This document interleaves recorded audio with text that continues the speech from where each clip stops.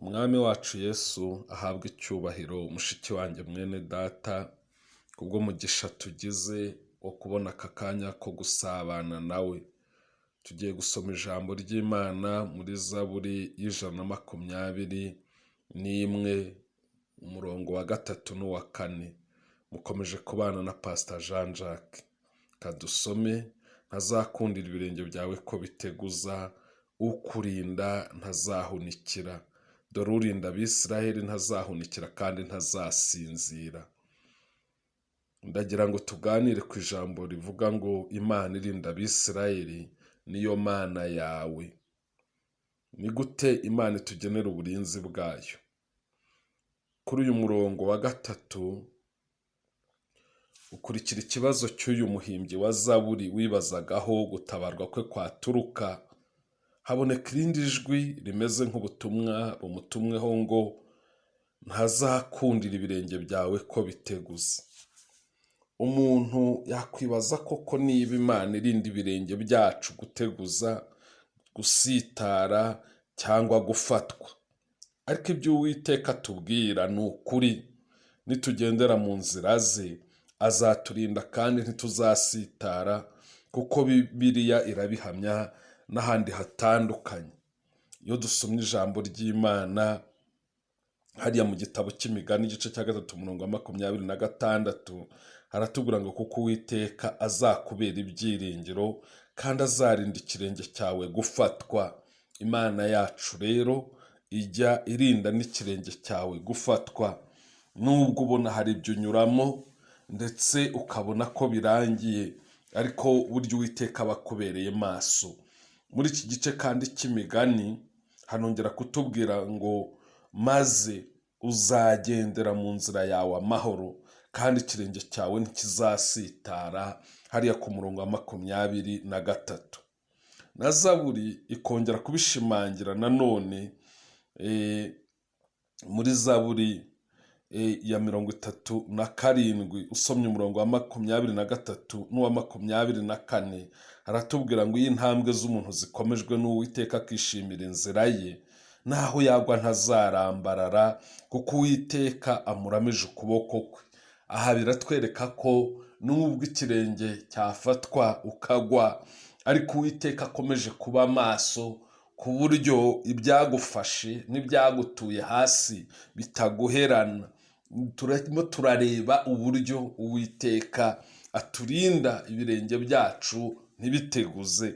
Aho rero Uwiteka aba atubereye maso niyo tunyereye. Tubisanga kandi no mu Isezerano Rishya mu rwandiko rwa Yuda umurongo wa 24 kuko rugira igice kimwe, aho agira ati nuko ibasha kubarinda ngo mudasitara no kubahagarika imbere y'ubwiza bwayo mudafite inenge, ahubwo mwishimye bihebuje. Mu rwego rwo kuturinda rero ngo ibirenge byacu bidateguza, Uwiteka yateguye n'uburyo aturinda ngo tudasitara, anatweza ngo duhagarare imbere yayo tudafite ibizinga, ahubwo dufite ubwiza bwayo buhebuje.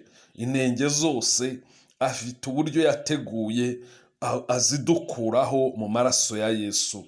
Biragaragara ko imitima yacu igomba guhanga amaso ku Mana, tukizera tudashidikanya ko niduhitamo neza kugendera mu nzira y'Imana izaturinda kandi izarinda ibirenge byacu guteguza cyangwa gufatwa.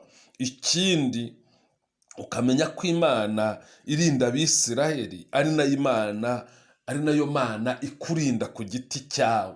Imana irinda ubwoko bwayo muri rusange, izi no kurinda umuntu ku giti cye.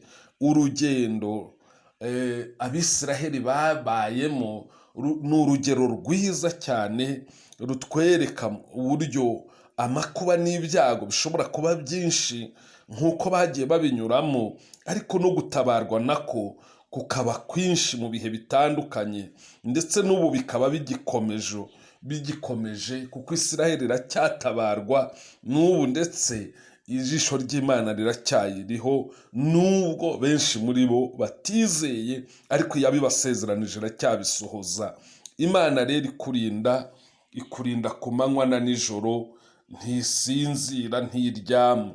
Kandi uko yahagurukiraga kurengera Isirayeli, niko ibikora na bugingo n'ubu kuri wowe. Komeza uyiringire kandi we gutinye.